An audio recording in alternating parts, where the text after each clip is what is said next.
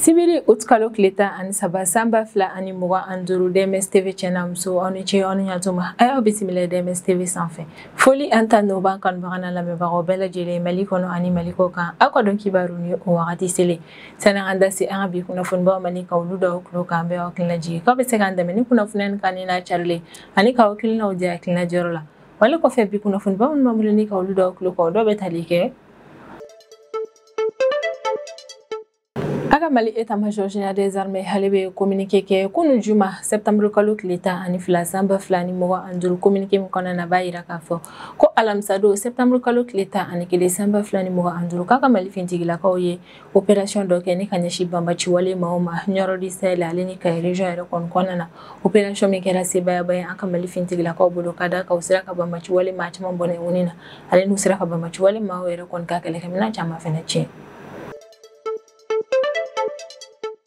Arabado septembre kalo kileta samba flahani muga anjurmi aka Mali état-major général des armées alebe communiqué ken donko falena communiqué mkono na bayira kafo kondo ina kanga Mali fintigila kawye opération doke serbara localité fa fela la ni yero ko falembe seku region ara de kon konna na ko opération yero kon kunchera ni bamba chiwale mata ani ko boya ko bonene anina ko fena tamele ko fe opération yi fe aka Mali fintigila kaw siraka hobolo da kale kaminan chama era kon kani odo ye moto marama fe wale na nyona chamo siraka nera kon ne bamba chiwale mawbulu opération yi fe mi kera serbara localité kera fela ni yero ko falembe seku region de konnana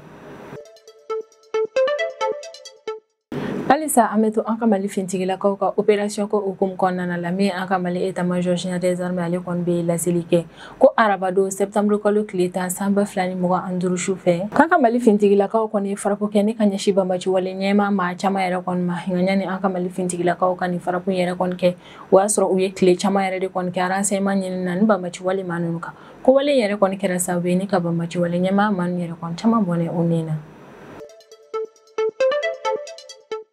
Kasangani wulika joba mimbe Faransi jamana konna na be wakati mna foko bini do temene were konna ni oye kerenkerene ala araba temene septembre kalo kileta samba flani muga anduruni Faransi jamana kono don builla ina foko kono kulu ka wulika joba dake uka jamana konna na ka denoncer era konke kadaka kame wakati mna foko bi uka gouvernement era konke meni ka ubla kolonju ba era de kon konna kasangani o gelembe Faransi era kon kamie aka Mali Conseil national de transition ni OCNT ko ma era kon be nyakilikeni kanyashi Faransi mambe wakati mna ina foko bi aka Mali CNT mamuru nyere kon ka korofola ko ni ko mi era kon be ka Faransi ambe wakati mna ina foko bi ko era kon dabora Faransi ale ka show yere de kon nambe wakati mna ina foko bi kere ala ka meni ka sanction muntani kanyashi Russie era kon makani Faransi ga fanga dogali farafina kontina konana ko kololo yere de kon be ga se Faransi mambe wakati mna ina foko bi ko nga ona tawta era kon Faransi ale nye ganendo jamana waro yere kon destabiliser la kateme aka jamana kungo yere kon nyana bole ka me wakati mna ina foko bi Alamsado septembre kalo kileta ani kele samba flani muga anduru Burkina Faso ka ministre de la sécurité ni oye commissaire divisionnaire de police Mahamadou Sana era koni ale kon be boni kala silike Burkina Faso autorité ma era kon tola komi Burkina ka koni décision kura era kon tani o décision inde betalike ko farafina jamana kono dun era koni komi visa dili uma wala saka sega na Burkina Faso jamana kono na ko visa era kon kera fu an falake ko nga onata ota era kon manu kon ka ujija uka voyager ke c'est bon o kon ka sega ta u fenga mi visa ere koni kuti doromedo o sani barawla Taratado septembre kalo kile kononton samba flani muga anduru shune kado araba konna na septembre kalo kile tan samba flani muga anduru mi Russie kale ka droni chama ni droni nyere kon dogale tan ani kononto ko lu bela jile yere de kondona pologne jamana yere kon konana o wale yere de kon ko fe halamsa temene septembre kalo kile tan ani kele samba flani muga anduru Emmanuel Macron no Faransi jamana nyema ale kon be la zilike ko komi Russie ale kon ni ko mi kene kanyashi pologne ma ko obina fo Russie kon be ka dala nyi yere de kon ko wa ko mbe ina fo binkani wale ko yere de kon ko ukun konnana la bolu Faransi benana avion de chasse Rafale saba yere kon blanca ta Pologne jamana yere kon konnana wale saga sega Pologne ka sanfala yere kon la kana sabati ni kuna fon bande be hambulo korobi amna munu wala o bidon kibaru konnana Kono juma septembre kalo tile 12 sanba 2025 an ka Mali état-major général des armées ale bɛ communiqué kɛ donc fɔlen na communiqué min kɔnɔna na bɛ laseli kɛ ko alamisa don septembre kalo tile 11 sanba 2025 ko min an ka Mali finitigilakaw ye olu kɔni opération dɔ kɛ Nioro du Sahel ale ni Kayi région yɛrɛ kɔni kɔnɔna na état-major yɛrɛ kɔni ka kɔrɔfɔla k'u ka ni opération yɛrɛ kɔni senfɛ u ye an ka jamana finitigilakaw ka sanfɛ kɛlɛkɛminɛnw yɛrɛ de kɔni wuli ko wa ɲani u ka taa opération in yɛrɛ kɔni kɛ u y'a sɔrɔ u ye kunnafoniya kɛrɛnkɛrɛnnenw de sɔrɔ ni ka bɔ an ka Mali service de renseignement maaw yɔrɔ la ko opération in kɛra kɛrɛnkɛrɛnnenya la ni ka ɲɛsin banbaci wale maaw ma Nioro du Sahel est ale ni a sud ouest yan fanfɛla la ale ni Kayi région nord ni nord est yan fanfɛla yɛrɛ de kɔni na ko renseignement kun y'a yira k'a fɔ ko nin yɔrɔ kofɔlen na min ye banbaci wale maaw ye k'u daga sigiyɔrɔ yɛrɛ kɔni bɛ yen nɔ nka an ka Mali finitigilakaw olu kɔni ma ko in bila da kelen da la kabini u ye kunnafoniya in sɔrɔ ni ka bɔ an ka Mali service de renseignement maaw yɔrɔ la u y'u ka sanfɛ kɛlɛkɛminɛnw yɛrɛ kɔni wuli teliya la ni ka taa frappe kɛ ka ɲɛsin banbaci wale maa ninnu daga sigiyɔrɔ ma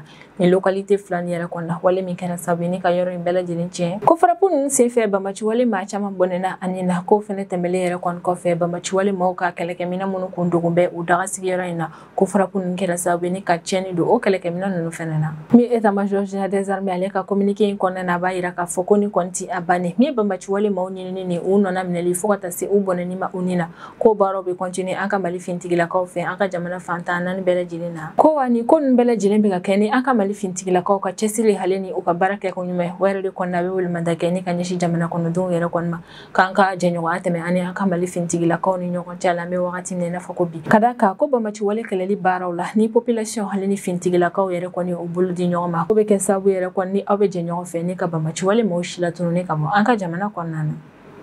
araba tɛmɛnen septembre kalo tile 10 sanba 2025 an ka Mali état-major général des armées hali bɛ communiqué kɛ communiqué min kɔnɔna na a b'a yira k'a fɔ ko nin don kɔfɔlen na k'a ka Mali finitigilakaw ye opération dɔ kɛ Seribala localité yɛrɛ kɔni kɛrɛfɛ la ni yɛrɛ kɔfɔlen bɛ Segu région de kɔnɔna na opération min yɛrɛ kɔni kɛra ni ka ɲɛsin banbaci wale maaw de ma état-major ka kɔrɔfɔla communiqué in yɛrɛ kɔni kɔnɔna na ko ɲani an ka Mali finitigilakaw ka ni opération yɛrɛ kɔni kɛ ko y'a sɔrɔ u ye kunnafoniya yɛrɛ de kɔni sɔrɔ k'a yira k'a fɔ ko min ye banbaci wale maaw ye k'u kun bɛ localité kofɔlen kɛrɛfɛla la ko kabini o yɛrɛ kɔni kɛra an ka Mali finitigilakaw olu kɔni ma ko in bila da kelen da la u y'u ka kɛlɛkɛminɛnw yɛrɛ kɔni wuli teliya la ni ka se ka taa fɛɛrɛ latigɛ ka ni banbaci wale maa ninnu bɔnɛ u ni na ko an ka Mali finitigilakaw ka cɛsiri hali ni u ka baara kɛ ko ɲuman n'u ka teliya k'u kɔni kɛra sababu ye n'u sera k'u teliya joona ni ka taa se ni localité kofɔlen na walasa banbaci wale maa minnu bɛ ka se ka u ka wale jugu yɛrɛ kɔni bali ale ni ka u bolo da u kan yɔrɔ in na teliya la ko bila min bɔra ni opération yɛrɛ kɔni na o bɛ tali kɛ banbaci wale maa 10 ani kɔ bonya kɔ bɔnɛni ani na min ye kɛlɛkɛminɛn ye an ka Mali finitigilakaw sera ka o caman minɛ banbaci wale maaw la ni opération in senfɛ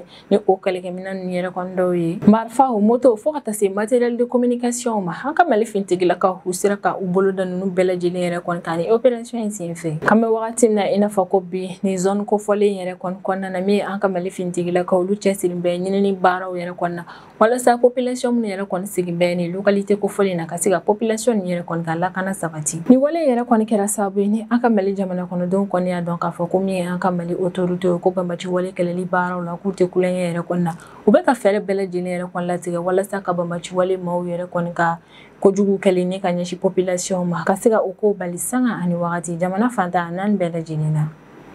halisa an bɛ to an ka Mali finitigilakaw ka opération ko hukumu kɔnɔna la alamisa tɛmɛnen septembre kalo tile 11 sanba 2025 an ka Mali état-major général des armées ale bɛ laseli kɛ laseli min kɔnɔna na a b'a yira k'a fɔ ko min ye an ka Mali finitigilakaw ye olu ka sanfɛ kɛlɛkɛminɛnw yɛrɛ kɔni wuli don tɛmɛnenw yɛrɛ kɔni na walasa ka se ka ɲininiw yɛrɛ kɔni kɛ ko ɲinini yɛrɛ kɔni senfɛ min ye an ka Mali finitigilakaw sera ka taa bɔ banbaci wale maa dɔw yɛrɛ kɔni kan n'u ye frappe kɛ ka ɲɛsin ni maa ninnu ma état-major ka kɔrɔfɔ la k'an ka Mali sanfɛ kɛlɛkɛminɛnw yɛrɛ kɔni ye a jateminɛ k'a fɔ ko min ye banbaci wale maaw ye k'u kɔni bɛ Kayi région localité caman yɛrɛ kɔni na ko yɛrɛ kɔni tɛmɛlen kɔfɛ an ka Mali service de renseignement maaw yɛrɛ kɔni sɛgɛsɛgɛli baara minnu kɛ o sɛgɛsɛgɛli baaraw yɛrɛ kɔni kɛra sababu ye ni ka kunnafoniyaw dɔw di an ka Mali finitigilakaw yɛrɛ kɔni ma ni banbaci wale maa ninnu sigiyɔrɔ la ko yɛrɛ de kɔni kɔfɛ an ka Mali finitigilakaw ye u ka sanfɛ kɛlɛkɛminɛnw wuli ni ka taa frappe kɛ ka ɲɛsin ni banbaci wale maa ninnu yɛrɛ kɔni ma a yɛrɛ la k'a fɔ ko frappe ninnu yɛrɛ kɔni kɔfɛ bila fɔlɔ minnu bɔra la o de ye banbaci wale maa caman bɔnɛni ani na an ka Mali finitigilakaw k'u sera ka u bolo da moto caman hali ni telefɔni caman yɛrɛ kɔni ka opération in fɛnɛ senfɛ k'an bɛ wagati min na i n'a fɔ ko bi halisa an ka Mali finitigilakaw olu kɔni cɛsiri bɛ nin sɛgɛsɛgɛli baara ko tɔ baw yɛrɛ kɔnɔna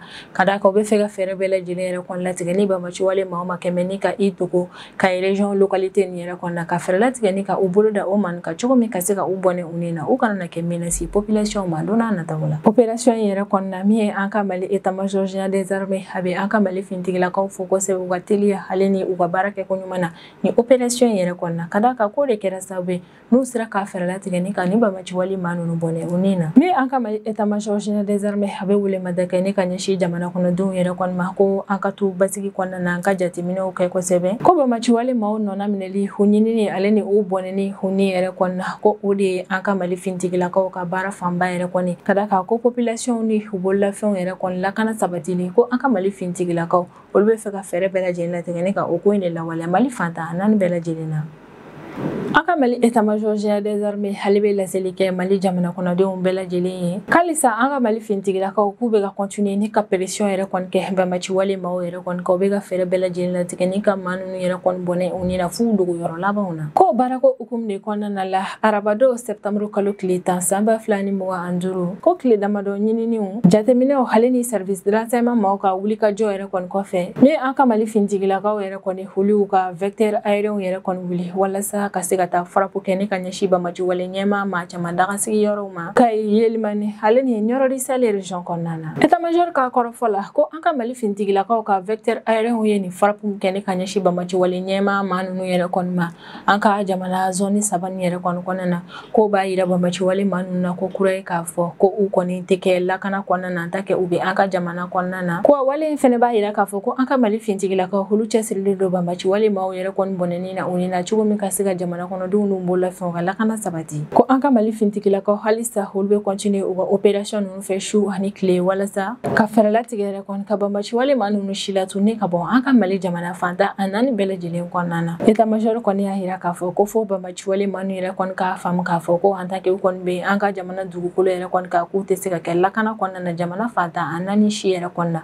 ko yɛrɛ de kɔnɔna an ka Mali finitigilakaw olu bɛ fɛɛrɛ bɛɛ lajɛlen latigɛ ni ka ni maa ninnu bɔnɛ u ni na k'u si latunu ka bɔ an ka jamana kɔnɔna na cogo min bɛn ni keleya hali ni basigi o bɛ se ka segin ka na an ka Mali jamana kɔnɔna na an bɛ wagati min na i n'a fɔ ko bi i n'a fɔ bɛɛ lajɛlen bɛ a kalama cogo min na min yɛrɛ kɔni ye Faransi jamana kɔnɔna ye wulikajɔbaw yɛrɛ kɔni bɛ sen na yen nɔ ka d'a kan Faransi jamana kɔnɔdenw kɔni bɛ ka yira k'a fɔ k'u sɛgɛnna u ka gouvernement maa ninnu bolo ko foyi yɛrɛ kɔni tɛ ka ɲɛnabɔ jamana kɔnɔna na ka Faransi to o gɛlɛya yɛrɛ kɔni kɔnɔna na min ye an ka Mali conseil national de transition ni o ye parlement ye an ka Mali jamana kɔnɔna na olu kɔni bɛ ka Faransi yɛrɛ kɔni ɲagi ko problème min bɛ Faransi yɛrɛ kɔni da la a ka jamana kɔnɔna na k'a bɛ ka olu négliger a ma ko foyi tɛ olu la nka k'a cɛsirilen don kosɛbɛ k'i sen don jamana wɛrɛw ka problème de la diɲɛ kɔnɔna na an ka CNT membre yɛrɛ kɔni ka kɔrɔfɔ la ko crise min bɛ Faransi jamana kɔnɔna na an bɛ wagati min na i n'a fɔ ko bi ko yɛrɛ kɔni dabɔra Faransi ka choix dɔw yɛrɛ de kɔni kɛli la wagati tɛmɛnenw na ni o choix dɔw yɛrɛ kɔni bɛ tali kɛ a ye sanction minnu ta ni ka ɲɛsin Russie ma ale ni a fanga dɔgɔyali la farafinna continent kɔnɔna na an bɛ wagati min na i n'a fɔ ko bi Faransi jamana yɛrɛ kɔni kɔnɔna na tension ba yɛrɛ de kɔni bɛ yen nɔ ka d'a kan arabadon septembre kalo tile 10 san 2025 manifestation min kɛra Faransi jamana fantan a naani bɛɛ lajɛlen na o ka ca ni manifestation 700 ye wa manifestation yɛrɛ kɔni kɛyɔrɔ la maaw tun bɛ ka kule ni kuma kelen min ye o de tun ye ko ka fɛn bɛɛ de bloquer Faransi jamana kɔnɔna na Faransi ka ministre de l'intérieur kɔrɔ ni o ye Bruno Retailleau yɛrɛ kɔni ale ye communiqué min yɛrɛ kɔni kɛ u ka ni manifestation ko in kan a y'a yira k'a fɔ ko Faransi jamana kɔnɔden minnu yɛrɛ kɔni bɔra ka manifestation kɛ k'a yira k'a fɔ k'u ka gouvernement yɛrɛ kɔni nɛgɛ tɛ u la ko manifestation yɛrɛ kɔni na maa minnu sen donn'u la ko o bɛ maa ba 200 bɔ ko a manifestation kɛyɔrɔ yɛrɛ kɔni na Faransi jamana sifinnaka caman yɛrɛ de kɔni kun b'a la o crise min bɛ sen na Faransi jamana yɛrɛ kɔni kɔnɔna na min ye an ka Mali autorité yɛrɛ kɔni olu bɛ ka Faransi yɛrɛ kɔni critiquer kosɛbɛ ka d'a kan ko a ka nin problème yɛrɛ kɔni na k'a kan ka ko minnu kɛ a tɛ ka olu yɛrɛ kɔni kɛ an ka CNT membre yɛrɛ kɔni ka kɔrɔfɔ la k'an bɛ wagati min na i n'a fɔ ko bi ko Faransi yɛrɛ kɔni ɲɛ gannen don kosɛbɛ jamana wɛrɛw déstabiliser la ɲɔni a ka fɛɛrɛ latigɛ yɛrɛ kɔni k'a sɔrɔ ko gɛlɛya min bɛ a kan a ka jamana kɔnɔna na ka se ka o problème ɲɛnabɔ ko ɲɔni a k'i cɛsiri o ko la k'a cɛsiri bɛ yɛrɛ kɔni jamana wɛrɛw yɛrɛ de kɔni déstabiliser baaraw la an ka Mali conseil national de transition olu ka commission min yɛrɛ kɔni bɛ lafasali ale ni lakanako yɛrɛ kɔni kunna o vice président ni o ye Fuseni Ouattara ale kɔni y'a yira k'a fɔ k'an bɛ wagati min na i n'a fɔ ko bi ko Faransi sɔrɔ ko yɛrɛ kɔni jɔlen ko gɛlɛyaba bɛ a kɔnɔna na fɛnɛ k'u ka budget ko sigili la ko gɛlɛya bɛ o kɔnɔna na dɔ farala chômage ka Faransi jamana kɔnɔna na ko entreprise fitinin minnu tun bɛ Faransi jamana kɔnɔna na o min datugura o ka ca ni entreprise ba 40 Hussein Ouattara yɛrɛ kɔni ka kɔrɔfɔla ko Faransi be o kɔlɔnjugu min yɛrɛ kɔni kɔnɔna na ale ka jateminɛ na o kɔni dabɔ mɛ Faransi banni yɛrɛ kɔni na Russie ka produit énergétique sanni na ko Faransi yɛrɛ kɔni be ka ɲina min yɛrɛ kɔni kɔ o de ye k'u mana na sanction fɛn ta ni ka ɲɛsi Russie yɛrɛ kɔni ma ko sanction nunu be tila ka segin u ma tuguni a be tila ka hakililajigi yɛrɛ kɔni kɛ ko Bruno Le Maire o ma ko fɔlen yɛrɛ kɔni kun ye layidu ta wagati tɛmɛnenw na k'a bena Russie yɛrɛ kɔni ɲɔngiri an be wagati min na i n'a fɔ ko bi ka Russie bila kɔlɔnjugu kɔnɔna na ko nka ko diɲɛ be ka min yɛrɛ kɔni jateminɛ o de ye ko Faransi yɛrɛ de kɔni ka sɔrɔ ko gɛlɛya be o kɔnɔna na wa Faransi ka sɔrɔ ko yɛrɛ de kɔni ɲɔngirilen don min ye Russie ta ye ko kɔni ma ɲɔngiri Aliou Tounkara ni ale an ka Mali Conseil national de transition membre do ale fɛnɛ be kuma Faransi kan ni gɛlɛya ko in kan be wagati min na i n'a fɔ ko bi a ka kɔrɔfɔ yɛrɛ kɔni na ko crise min be Faransi jamana kɔnɔna na be wagati min na i n'a fɔ ko bi ko da fɛnɛ bɔ bɛ Faransi ka politique juguba in de la a be Faransi ɲaki kosɛbɛ ko Faransi cɛsirilen yɛrɛ kɔni do ka dɛmɛ do Ukraine yɛrɛ kɔni ye kɛlɛkɛminɛn ko ta fanfɛla yɛrɛ kɔni na k'a be ka nin wale in bɛɛ yɛrɛ kɔni kɛ ko nka sɛngɛ jugu min be a ka population yɛrɛ kɔni kan wa dɔ be fara o sɛngɛ jugu in kan ko min ye Faransi autorité ma ye k'u ɲɛ t'o la dɛ Aliou Tounkara ka kɔrɔfɔ la ko Faransi jamana kɔnɔdenw bɛɛ lajɛlen b'a dɔn k'a fɔ ko Faransi tɛ se ka tiɲɛni foyi yɛrɛ kɔni don Russie kunna ko nka o n'a ta o ta Faransi jamana kɔnɔdenw ka ɲɛmaaw yɛrɛ kɔni cɛsirilen bɛ k'u be fɛɛrɛ bɛɛ lajɛlen latigɛ ni ka kojugu kɛ Russie la ko ka sɔrɔ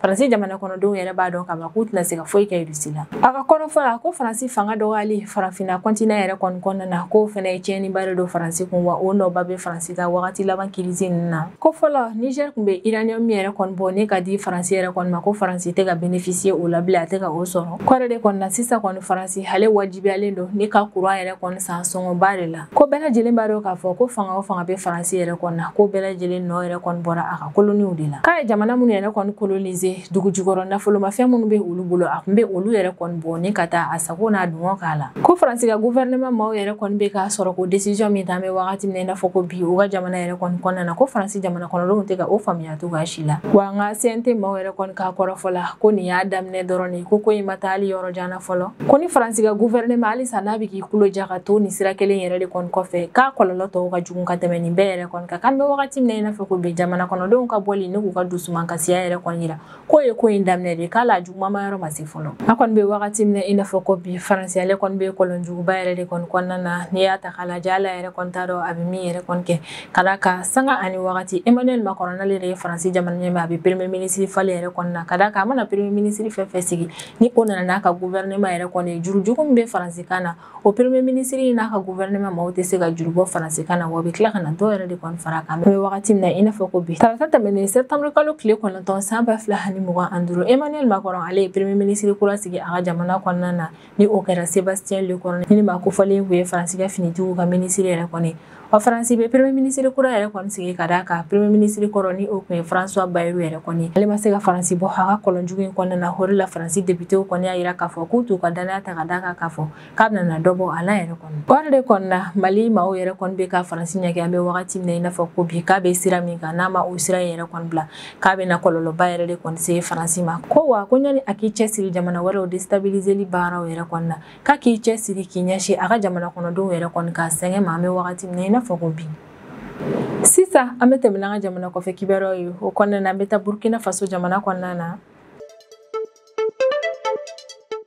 Alamisa septembre kalo tile 11 san 2025 Burkina Faso ka Conseil des ministres maaw yɛrɛ kɔni ye sariya kura dɔ yɛrɛ kɔni fara u ka jamana san 2025 loi de finances yɛrɛ kɔni kan Burkina Faso autorité maaw yɛrɛ kɔni ka kɔrɔfɔ la ko olu ka laɲini yɛrɛ de kɔni farafinna jamana kɔnɔdenw yɛrɛ kɔni ka yala farafinna jamanaw ni ɲɔgɔn cɛ la lafiya hali ni hɛrɛ yɛrɛ kɔni kɔnɔna na ko yɛrɛ de kɔni kama olu ye décision in ta décision in hale kɔni lasera Burkina Faso ka lakanako ministre yɛrɛ de kɔni fɛ ni o ye commissaire divisionnaire de police Mahamadou Sanaye o kɔni y'a yira k'a fɔ ko farafinna continent yɛrɛ kɔni kɔnɔna na o jamana kɔnɔden fɛn yɛrɛ kɔni be yen nɔ ko min ye Burkina Faso visa ye ko kɔni fu ani falaki de ye farafinna continent jamana kɔnɔdenw ye Burkina ka ministre de la sécurité yɛrɛ kɔni ka kɔrɔfɔ la k'olu ye ni décision min yɛrɛ kɔni ta o be tali kɛ Burkina Faso jamana ɲɛmaa ni o ye capitaine Ibrahim Traoré o ka laɲini yɛrɛ kɔnɔna ni ka farafinna jamanaw yɛrɛ kɔni gɛrɛ ɲɔgɔn na ka o kɛ kelen ye u kɛra farafinna continent na walima u kɛra diɲɛ jamana wɛrɛw la ko min ye Burkina Faso jamana ɲɛmaa ye n'o ye capitaine Ibrahim Traoré ko ka laɲini yɛrɛ de kɔni ka farafina jamanaw gɛrɛ ɲɔgɔn na ko wa olu filɛ ni ka décision min yɛrɛ kɔni ta o bɛ tali kɛ Burkina Faso président ka laɲini ko hukumu de kɔnɔna la ko décision in fɛnɛ b'a yira k'a fɔ ko kabini wagati tɛmɛnenw yɛrɛ kɔnɔna tin min kun bɛ farafina jamanaw ni ɲɔgɔn cɛ la ko Burkina Faso ale bɛ fɛ ka fɛɛrɛ latigɛ ni ka o tin kelen to farafina jamanaw ni ɲɔgɔn cɛ la kan bɛ wagati min na i n'a fɔ ko bi e kɔni ye farafina continent jamana kɔnɔden dɔ ye a ka di e ni ka taa Burkina Faso jamana kɔnɔna na ko i k'a dɔn k'a fɔ k'i tɛ dɔrɔmɛ yɛrɛ kɔni don visa sɔrɔli la nka Burkina autorité maaw bɛ sinsin ka u ka décision yɛrɛ kɔnɔna ko k'a fɔ ko visa kɛra fu ani falaki o kɔrɔ tɛ k'a fɔ ko i tɛ visa kɔni ta ni kana don Burkina Faso jamana kɔnɔna na ko maa minnu bɛ fɛ ka voyager ni kana Burkina Faso jamana kɔnɔna na procédure administrative ko fɛn fɛn bɛ o ko la walasa ka se ka i ka voyage kɛ sɛbɛnw yɛrɛ kɔni kɛ k'u kan ka o bɛɛ lajɛlen yɛrɛ kɔni kɛ nka min kɔni ye visa sɔrɔli ko ye k'u tɛ dɔrɔmɛ don o la de n'o tɛ min yɛrɛ kɔni ye visa ye o bɛ visa ta nka wari kɔni tɛ don visa la Burkina Faso ka autorités ka décision yɛrɛ kɔni ta kun fanba yɛrɛ de kɔni walasa adamadenw n'u bololafɛn yɛrɛ kɔni yalali Burkina Faso jamana kɔnɔna na ka se ka o ko nɔgɔya wale min yɛrɛ kɔni fɛnɛ bɛ kɛ sababu ye ni ka farafina jamanaw yɛrɛ kɔni gɛrɛ ɲɔgɔn na an bɛ wagati min na i n'a fɔ ko bi Burkina Faso maaw yɛrɛ kɔni filɛ ni ka décision min ta o décision yɛrɛ kɔni fora kosɛbɛ farafina jamana maa caman yɛrɛ kɔni fɛ ka da kan o y'a yira k'a fɔ ko ni wale in b'a yira k'a fɔ ko min ye capitaine Ibrahim Traoré k'ale ka laɲiniba dɔ yɛrɛ de kɔni ye ka farafina jamanaw gɛrɛ ɲɔgɔn na ni ne bɛ dan sigi an ka bidon kibaru la an man kanubaga n'a lamɛnbagaw bɛɛ lajɛlen fo Mali kɔnɔ ani Mali kɔ kan an bɛ aw hakilina jigin k'aw bɛ se k'an dɛmɛ ni kunnafoni kan n'a carili ani k'aw hakilinaw di hakilina jɔyɔrɔ la wale kɔfɛ an b'a fɔ yen nɔ ko aw k'an bɛn a ɲɔgɔnna wɛrɛ ma